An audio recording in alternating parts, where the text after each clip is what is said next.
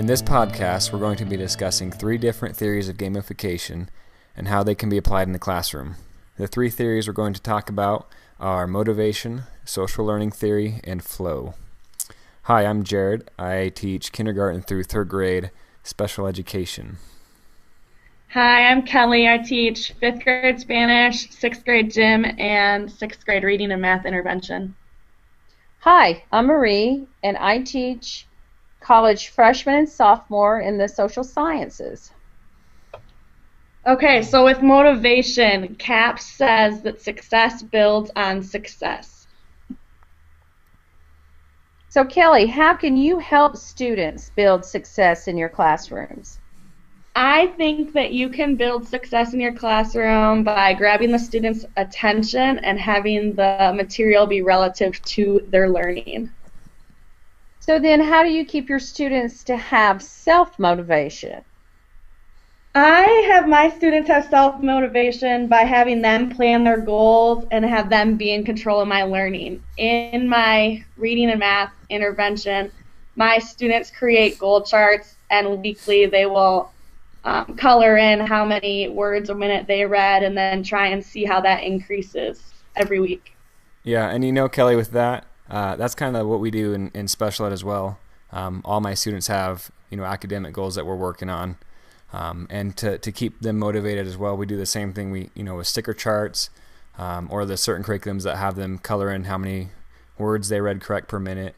We do that a lot in special education too, and it seems to work pretty well.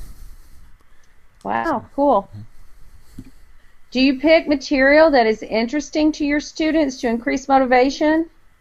Definitely. I make sure that I get to know my students and try and pull material that is engaging and relative and interesting for them. So Kelly, then how does scaffolding help motivate students?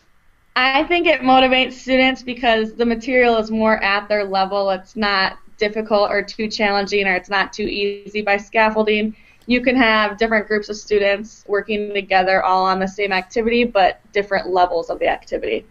Oh, okay, I see. Do you motivate your students intrinsically or extrinsically or both? I motivate my students both ways. Intrinsically, I think, is the learner-driven, and I think that grades for my students is really motivating for them. And then extrinsically, it's more of that external factor. So for my students, I do a lot of game days, or we'll do basketball for an afternoon, or pizza parties, and those are really big extrinsic motivators.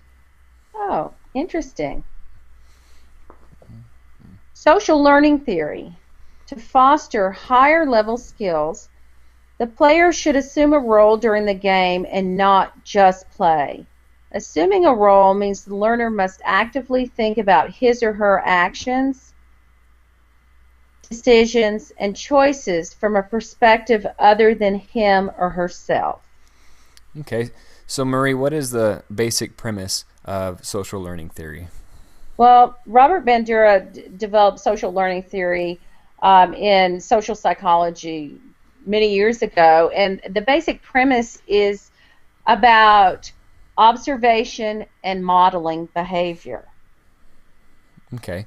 So what's the difference between play and role play in social learning theory? Well, Jared, I think the biggest difference to me is that play is not structured. Play is where you can go and you can use your imagination and you are able to act on what's going on in your head, whether it be by yourself or with groups. And then role-playing is you're following a script that you have. And I'm not talking necessarily about a script that you have in drama or in theater, but a script about you're playing house, so you're playing the mom, or you're playing doctor, so you're the physician. So you're following a script that you know and that you understand. Mm-hmm. Okay, so play is like recess, and role-playing is more like a structured activity that is taught in gym class, right? That's a great analogy, Kelly. That's sums it up in a nutshell, I think. Absolutely. So, Marie, how would you say that learners benefit from role play? Well, learners benefit from role play in a variety of ways. The biggest one is that it leads to problem solving and higher level thinking.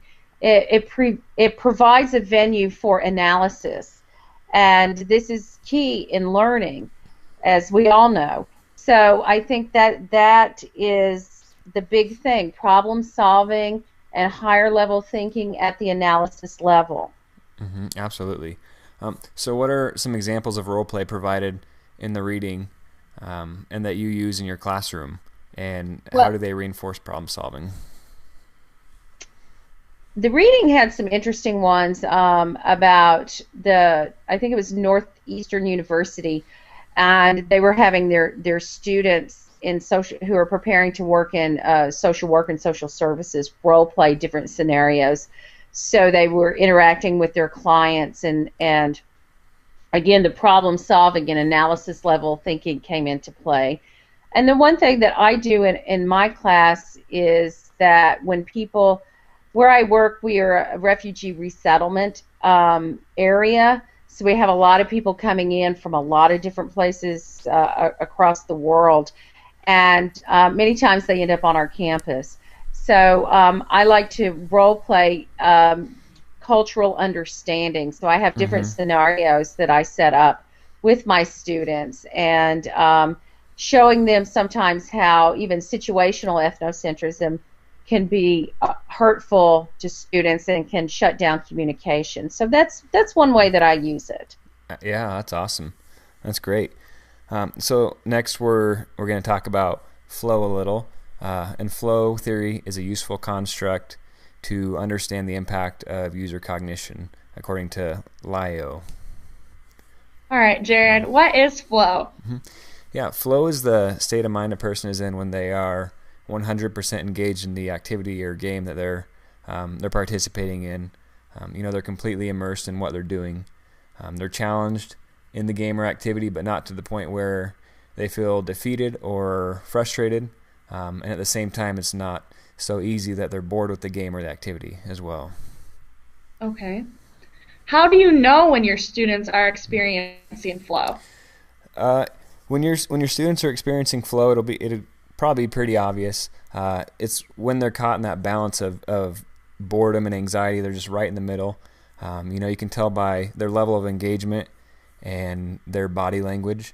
If they're enjoying the activity and having fun, they're obviously going to be maybe a little happy, smile, leaning into whatever they're doing. It'll just be obvious that they're enjoying it. There are 8 components of flow that make flow possible, and one of them is loss of sense of time, and that becomes really apparent when students are experiencing flow. They're so engaged in what they're doing in the game or activity that they're not thinking or asking about the schedule, like when's recess or when's lunch. They're in the zone doing the activity, and they're not concerned about what's coming next. So. Jared, I noticed that with my 11-year-old son who plays competitive chess, and actually when he's doing Minecraft, he becomes so engaged that it's almost at a hypnotic state. He has just such a high level of concentration. So this really helps me frame what he's doing. I appreciate you bringing that into our conversation. Yeah, absolutely. He's experiencing flow. So. Awesome. So how do you keep learners in a flow state, Jared? To keep them in a flow state, like I mentioned, you got to find that balance of keeping them challenged to the point where they're not getting frustrated, but they're not bored. They need to the games and activities need to continually adapt to the learner to keep them constantly interested. If they're getting too bored, they're gonna not be engaged anymore. Wondering what's coming next. They'll be kind of falling out of the activity. If it's too challenging for their skill level, then they're going to be getting frustrated, and get out of that state of flow. So it's really about finding where they're at and finding activity or game that gets them in that state of flow, that balances their skill level with the challenge they're facing, so they're not too bored and they're not too frustrated with it. Okay. How do you get your students back into a state of flow if they fall out of that state of mind? Yeah, that's a good question. One thing that I've done in my classroom, like I said, I teach kindergarten through third grade special ed. So one thing, instead of, they get tired of flashcards, so we play bingo a lot for vocabulary words or sight words. So for some of the high frequency words, we'll play bingo, and we'll do it where we'll start out, the teachers, there's myself and a few others in there, so that's why it's plural. But we'll be reading the words to the kids, and they find the word on their cards and put the marker on it.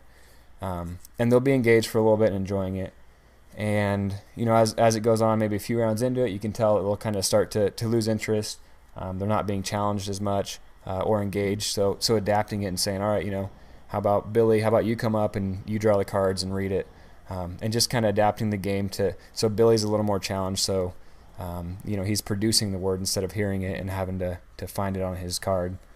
So just continuing to adapt the games, or finding games that continue to adapt and keep them engaged to the point where they're challenged and not bored.